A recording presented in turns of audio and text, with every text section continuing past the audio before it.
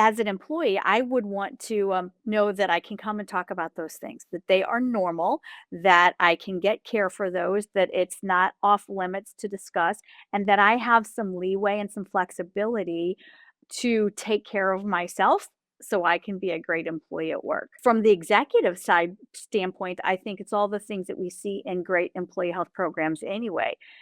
Showing up to work happy, being productive, being engaged, making it a great place to work, loving to be there every day. That's what the executive thing sees, but the employee needs to feel that freedom and flexibility to be able to say, here's who I am today. Welcome, everybody, to the Navigate People First podcast. I'm Troy Vincent, CEO of Navigate, and today we're talking about a topic that has been overlooked far too long and is finally getting the attention it deserves: women's health in the workplace. At Navigate, we believed for years that women's health can't be treated as a side program or a niche benefit. It has to be a core pillar of any serious well-being strategy. What excites me about this conversation today is that St. Luke's hasn't just embraced that idea for their own people. They've taken services into the community to support businesses and organizations across their entire region. I'm joined by two incredible leaders. First, our guest, Dawn DuBois, who is the Director of Community Outreach at St. Luke's, who has spent the last several years building programs that meet women where they are, at work, at home, and in their communities. Alongside Dawn is my colleague, Dr. Jen Musick, Navigate's VP of Clinical Strategy, who leads our clinical strategy and is deeply passionate about closing the gaps in care that women experience, especially in areas like cardiovascular health. Today, we're going to explore a key question. What does it look like for employers to move from offering a women's health point solution to building a true enterprise-level women's health strategy that drives outcomes for the women and also value for the business? So let's get started. Welcome to the podcast. Thank you. Thanks for having us. Thank you. Let's go. Dawn, Dr. Jen, thanks for joining. It's wonderful to see you guys. Really appreciate the effort to be here today. And Dawn, let's get started here. You've had a unique path from starting your career at the police department to leading community outreach at St. Luke's for the past 16 years. Can you maybe share a little bit about your journey and how it shaped your passion towards women's health? Sure. As you said, that's a far cry, very juxtaposed, right? Starting at a metropolitan police department, which was predominantly male at that time, to coming to a healthcare organization, which is predominantly women still at this time. So very different, but I think you summed it up in your intro that it's important not only to recognize the differences that I think Dr. Jen will speak to also, the differences in women's health and how they present and what their changes look like as they transition from young girls all the way through menopause and beyond. They're very distinct stages of life and need to be recognized, especially considering women are making up a huge proportion of our workforce. So, time for some real action and not just words on that. So you've been director of community outreach since 2020. Mhm. Maybe give the odds. We have a lot of healthcare systems that we get to work with at Navigate. Maybe talk about what does your role look like day to day, and how did women's health become such a central part of your work? Sure. I had really good mentors and I stepped into a really good spot. St. Luke's has been in the women's healthcare business for a very long time. I've been in my role as director, as you said, since 2020, but I started with this community outreach team at St. Luke's in 2014. So I had a track record building up to it, and I really watched the women's services come into their own. We had some really great partners that, helped us through all of that really was able to shine a light on women's health and the importance of that. And I think we're in a bit of a unique spot because we are a healthcare organization and are continually monitoring the community's needs, their gaps in cares, which include women mostly. And so, really a unique spot to see where women need care, where some of the gaps are, where some of the silos are, where the access deserts are. And so we're able to take that information that we're looking at for our patients, but that goes way beyond the walls of the hospital out into the community, and you can see where those are. Dr. Jen, I want to bring you in on here. Over the last, 5 years, Navigate has really made an effort toward women's health as a core pillar and focus. You coming over to us and helping us with that perspective even more so. When you think about women's health and you think about it being its own pillar and well-being strategy, where do you go when it comes to that program and how that side of the table could really use data for good and the trending aspects of what employers are using these days? Yeah, for sure. Thanks, Troy. Yeah, as you said, I mean, to me, women's health isn't a niche. It really is central to population health. And I would say women's health historically has been treated as moments in time or episodic, right? From fertility to pregnancy to menopause, but it's really a continuous health journey. We don't ever stop being women. And so when we start, I believe that when we start to treat it that way, that's really when we're going to start to see meaningful outcomes, especially as it relates to reducing cardiovascular risk in women. So, Dawn, when you think about your work, and I know um, you wear a lot of hats at St. Luke's, and you bring women's health into all aspects of those. Maybe touch on a little bit when it comes to the community outreach in women's health, the executive health, all the things that you're doing there at St. Luke's to kind of connect the dots when it comes to women's health. Sure, I was just gonna say, and kinda tagging into what Dr. Jen said, I think that that is one of the things that really coming to light for women's health, that it's not episodic, it's not, "Okay, let's treat for this, now let's treat for this, now let's treat for this." It's really that full continuum, and, that happens at very different ages for everyone, so it's not like you can say, "Okay, here's what we're doing in this decade, and then again in this decade." It's really a full continuum of care, that is coordinated, that is not separated, that's not siloed. And one thing that I think is awesome and amazing that's really driving some change, what I see, not only in the community, not only in our hospital clinics, but as you mentioned, things like executive health or concierge health, that it is basically being demanded now that there is cooperation, that that women are able to not have to go see an OB-GYN for this and see their cardiologist for this and see a primary care for this, but it's a really cohesive, coordinated effort throughout life because they all flow and feather into one another. So, yeah, I'm really seeing that. And I think it's being driven by the women that are receiving the care. Like, yeah, this isn't good enough. I want better. So, Yeah, and that's one of the things I love this model. It's been one of the most, I would say, proud things that we get to work on with St. Luke's. You think about St. Louis region, and you think about we get to work with your employees at St. Luke's, the wonderful program there, but then also with businesses coming to you for initiatives and looking at um, what are they asking you for? Are they starting with fertility, maternity? What are companies coming to you when it comes to helping their employees with initiatives that might connect them to the community and the health system? sure. Yeah, that's a really great question because some of the employer groups that we work with are sophisticated. I mean, they have really kind of thought this through and it's really part of their culture and ingrained and interwoven. Some of them have female leadership, so they're a little more in tune to some of the phases in a female's life, not only the demands of work, but of home. And some of them are not. Some of them are not there at all. So we get a wide variety. I would say for us, the majority that we get questions on or get asked about referral or navigation pieces, definitely OB-GYN. And when I think OB-GYN, I used to think just babies, right? Not just babies. It's like the pre-pregnancy planning and prep work that comes with that, the actual birth, then the postpartum work that comes to that, having a family. So it's bigger than just an OB-GYN giving birth. It's really that full spectrum.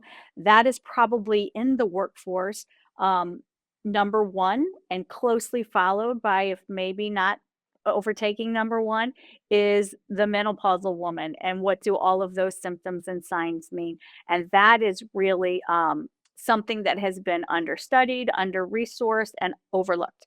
So, that's a big area that we're seeing lots of demand in. Love your take on this too, because you're working across all of our clients at Navigate, our current clients, and then working on some folks that are coming on board. When we think about like our internal efforts at Navigate, maybe share a little bit where you see organizations doing well on women's health, or where they're still, falling short that we could be helping them, and what we're offering out. Absolutely. Well, again, just to piggyback off of what Dawn mentioned, Troy, is like that's where I think the market is serving employers well, right? Is we know about fertility, pregnancy planning, pregnancy support, and menopause.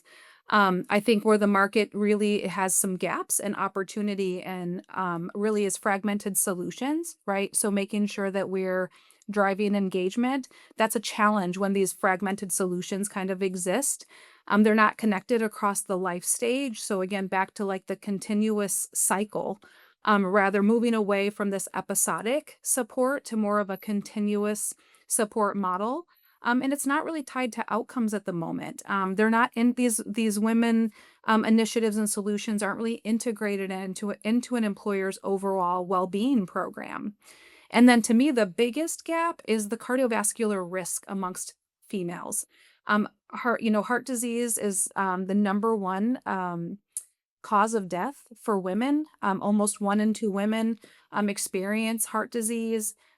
About 50% of those women have hypertension. So again, really having, at least at Navigate, right? My passion now has been how do we close that gap, right? If we've addressed fertility, we're addressing pregnancy, we're addressing menopause. How can we better address the cardiovascular risk amongst women? And women need a bit of a different approach. We have an opportunity to really connect hormonal health to metabolic health and the risk for cardiovascular disease. So I think my real point of view there, Troy, is two things that Navigate. One is how do we bring cardiovascular health into the dialogue when it comes to women's health? And two, how do we actually bring women's health initiatives into an employer well-being program? Don, I know you want to comment on that. Where are you at on that? Well, I could not agree more. I mean, it's back to that you can't have the siloed care, right? It's that it has to be that continuum of care. You have to have a provider in place that sees the entirety of that, that they're not just looking. I mean, you can't separate that cardiovascular risk with that hormonal balance or imbalance that they might be having. That's hugely important for the base to address those cardiovascular risks, which then of course also flows into all of the other things, right? The nutrition and all, I mean, everything that comes through that. So we're back to it has to be a coordinated effort, a continuum of care in all of those gaps. I think menopause is when it just really starts to show its ugly head. If you don't have that access or you don't have that provider in place, that's where you really start to see it. But 100% on board with the cardiovascular, and the presentations are different for women when they're presenting with heart disease than what we would typically see in men, and sometimes overlooked or underestimated. And so, just really making sure that those differences are known and brought to the surface. Yeah. And starting early. Yes. Never too early. It's never too soon to start. It's never too early to start. So, Don, you make a really great point. The community model, and my love of history, the spirit of women, the program that you had, has a very rich history at St. Luke's. COVID put a little damper on that, whatnot, but like you, I just want everyone to kind of understand the spirit of women program that you had. What happened during COVID. You guys sunsetted, but you're evolving it now and you're bringing it back. Maybe touch on that, because it's certainly a wonderful program that connects a community to businesses and organizations, and can really be a wonderful women's health program that really connects the dots. So maybe would you mind touching on that in the spirit of women program? Yeah, and when I talk about St. Luke's rich history with women's programming, that's the program that I'm speaking of, is our Spirit of Women program. And it was in place for, 10, 12 years. And what was particularly nice about that, again, that, we might be in a little bit of a unique position here at St. Luke's being a healthcare system, that it's really driven by data. What do women want in our community? What are we seeing? As a non-for-profit organization, we have to do a needs assessment every 3 years, assess where those gaps are, and then make a plan, make an improvement plan to hit those. And so women's health always pops up. Ironically, our respondents to that are historically about 80% women too, just to throw that in there. So it's a very, very top heavy voice for women in that. Not that men aren't welcome, but those are the respondents that we're getting. So it's really data driven that we're seeing. But what was so great, I think, about the Spirit of Women program is, as most of us know now, and it's out there in the literature, women are really making a lot of the healthcare decisions. Some of the resources show up to 80% of those decisions for the immediate family, for extended family, for friends and neighbors are being made by women. So being connected to women is very important, that they are educated, that they are knowledgeable, that they know how to access what is available in their community, that they take action. And so our program really surrounded um, that education piece, being accessible, building a support system within the community, not just with our hospital system, but with other partners in the community and with themselves. And honestly, that was the biggest piece, I think, that made our women's program so successful, is that the support it got from the community. We were just a player in that at that point. It was really the community that took hold of that, and it did events and fundraisers, and had support groups that they did, and walking clubs. And at that point, we were just kind of a bystander, just helping facilitate. It really took off. As you said, COVID knocked us a bit, because then suddenly after that, um, the events that were needed or wanted changed a little bit. And ironically, I mean, I think somewhat for the good, because as now we have merged post, what we're seeing is that the younger age group, those that are in the fertility stages, the pre-planning pregnancy, maybe the early menopause, maybe the early chronic risk conditions, they are really looking for different types of access and education. Digitally is a great example, because of where they are in their life, and what their days look like. It might be family, full-time work, and we're still seeing those, maybe a little bit older in the population, that still want some of those on-site. No, I want to have a walking club. No, I want to go and have a coffee and conversations, which is one of the programs we have. We want to have those things. So it really emerged, almost as two separate programs, but really being built into one, which is great. And you think about the education side of things too, and I'll tell you, we think about cancer being one of the major focus around employer health, community health as a whole right now. You think about young folks that you're seeing cancer come downstream into our younger population, and you start to see where looking at preventive fertility when it comes to cancer care and really focusing on that, certain things that people don't even really think about, but now being connected to the hospital, knowing the services, being familiar with them, those women programs go a lot further and are really unique to some folks during important times. Um, Dr. Jen, I kind of want to get your take on, on the industry side of things. We've been talking about women's health for a long time. We've kicked off women's health coaching, looking at that.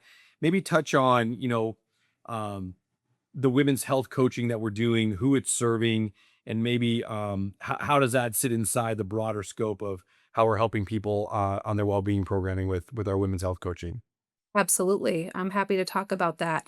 I'm proud to say, right, that we're trying to support women's health coaching in an area that there's gaps, right? That there's an opportunity to better support and better help. And so Navigate Women's Health Coaching program is really going to support women of all ages.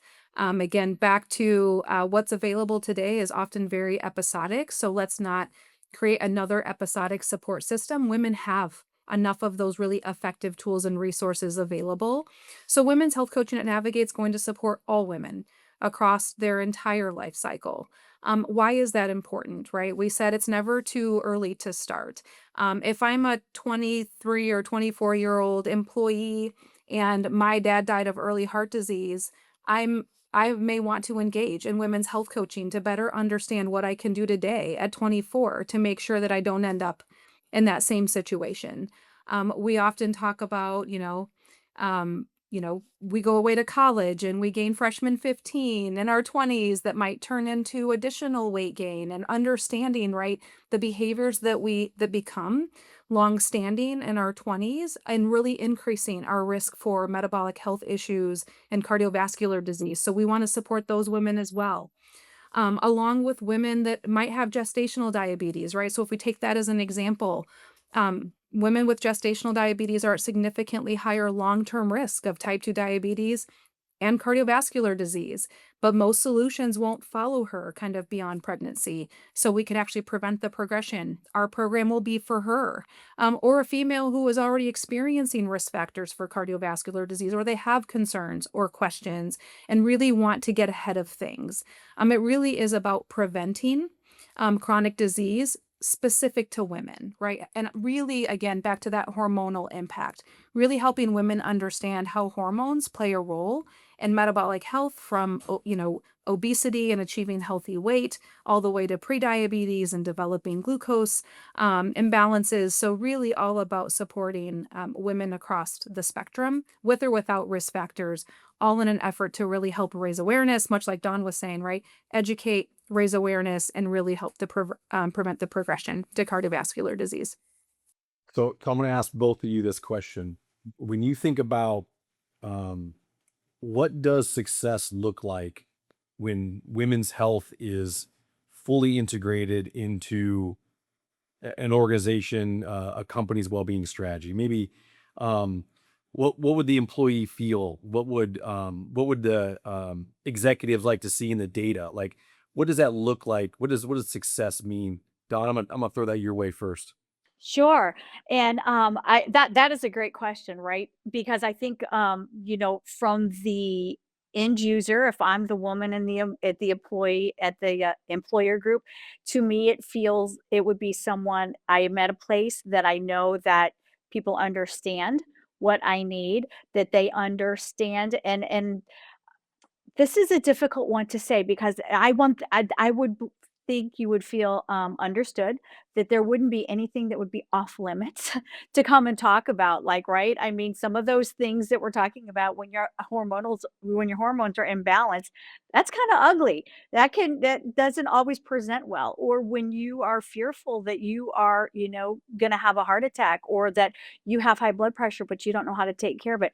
Those things, present in not a great way in the employer session and section.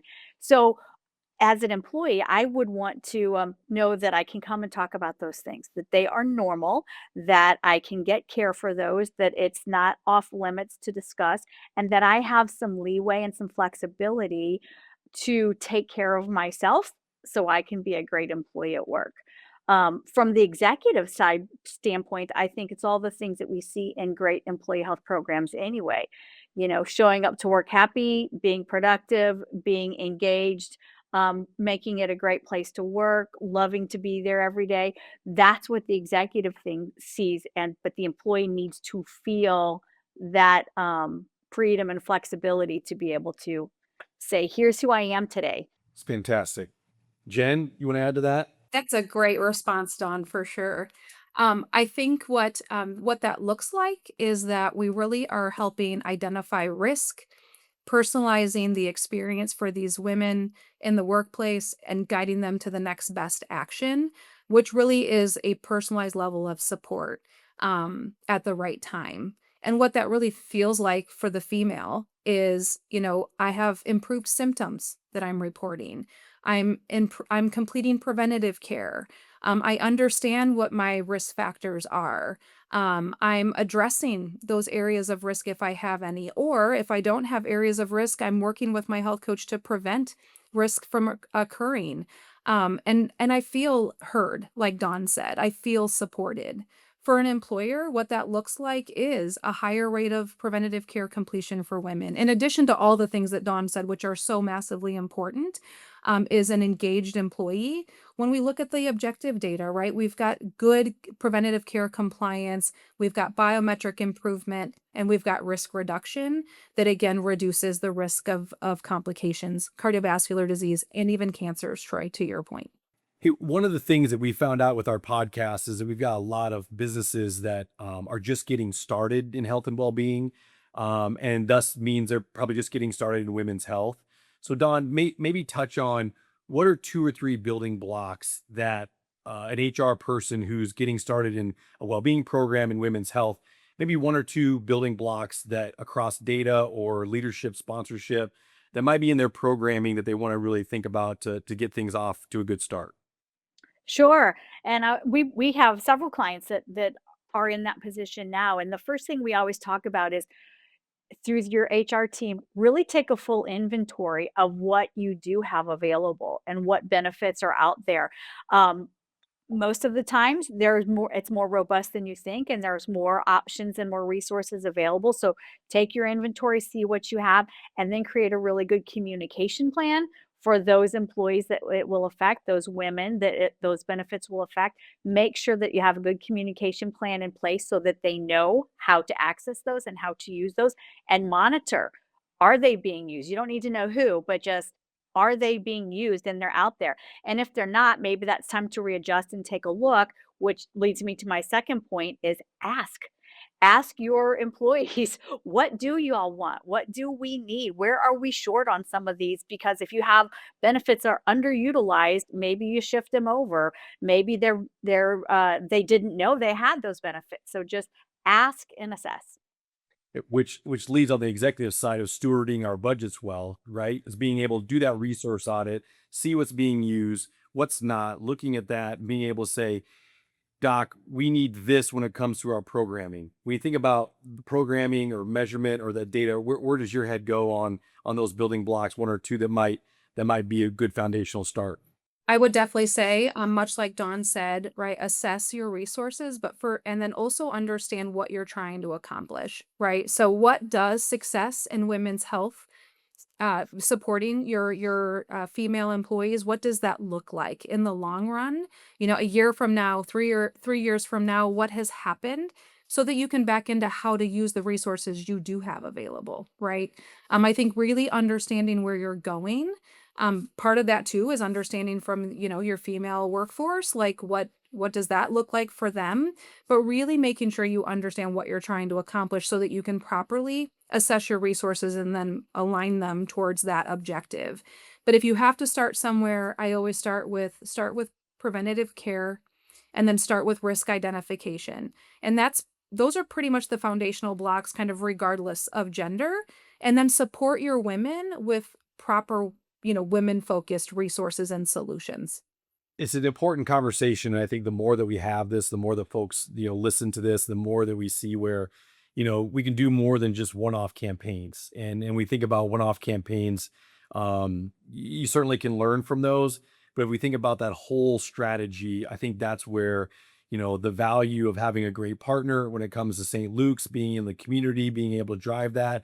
I think about our work with the zoo and the county and all the different things that are smaller businesses that don't have the budgets to do a lot, but they definitely want to have a great culture. They want to care for their employees and they want to give them clinical options when it comes to their care. And so being able to reach out into your health system and be able to work with your health system when you got 100 employees, 500 employees, and really just connect that continuum is something I think of a wonderful effort. And I think about all the wonderful health systems in the country that if they could model what St. Luke's is doing in St. Louis, we'd have healthier population, we'd have healthier communities, and we definitely would be supporting our women in a way that models the spirit of women across what you guys are doing for a lot of time, a lot of years. So really, really appreciate that.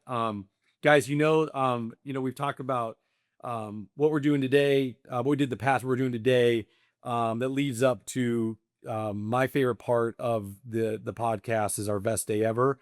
Um, it's something good. Don, this is your first podcast, so the best day ever. I'll let Dr. Jen go first, but best day ever, something good that's going on in your life, your family, your community.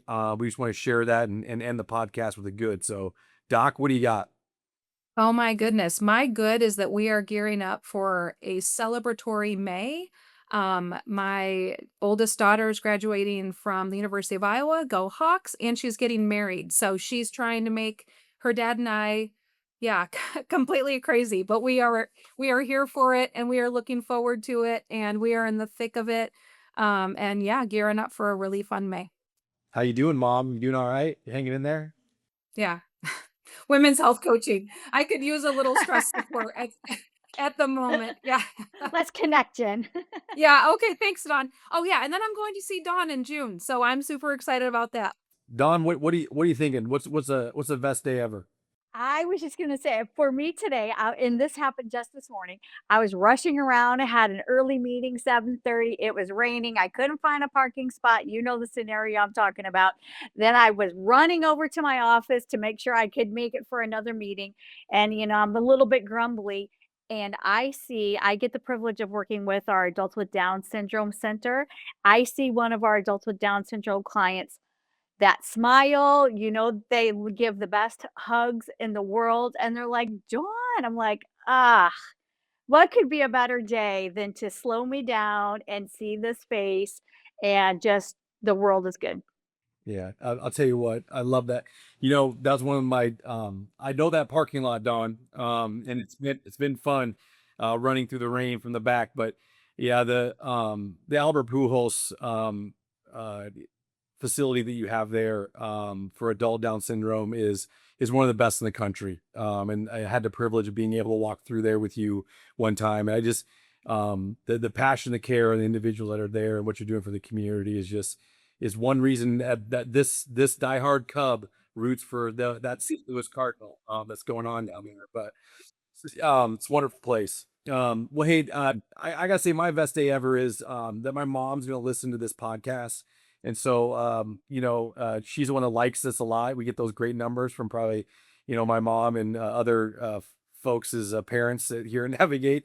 But I'll say this: my mom, this is coming from the fourth son of a mom who served in healthcare administration for over 40 years. And I saw my mom work with docs and recruit docs and nurses and connect to the community and really focus on women's health and really doing that at a small rural hospital and all the effort that she did. I learned through her example in saying that, you know, honey, 80% of the folks working at a hospital are ladies. 100, almost 90% in our family, 100% of the decisions in healthcare are made by this one lady. So we need to make sure that the ladies know that they are cared for, that we have opportunities for them. And my mom created this culture at her health system where her little red hat club of everybody that she worked with still get together every like month in our hometown of Nevada, Iowa. But seeing what my mom did and connecting the community and seeing now what she did at a small level, what St. Luke's is doing at a even larger scale, and the results that happens from that is it's one of the most aspiring things that I get to do and get to be a part of. So, Mom, I love you. Thanks for being a great role model and leading the way. So, anyway, hey, Dawn, it's awesome to see you as always. I appreciate you more than you know. Doc, you're the best, and good luck everything coming up in the next couple weeks. I'll see you before that, but I just really appreciate all the effort and breaking beyond the traditional focus of women's health and really putting that out of just a niche into a full strategy and talking about this topic. So thank you all for what you do every single day. Thank you for caring for others, and appreciate everyone listening. Please, if you like what we're doing, let us know. If you got topics that we should be talking about, let us know. We do listen and navigate, and we're here to do good things for you. So appreciate you all, and have a great rest of April, and we'll see you soon. Bye-bye now.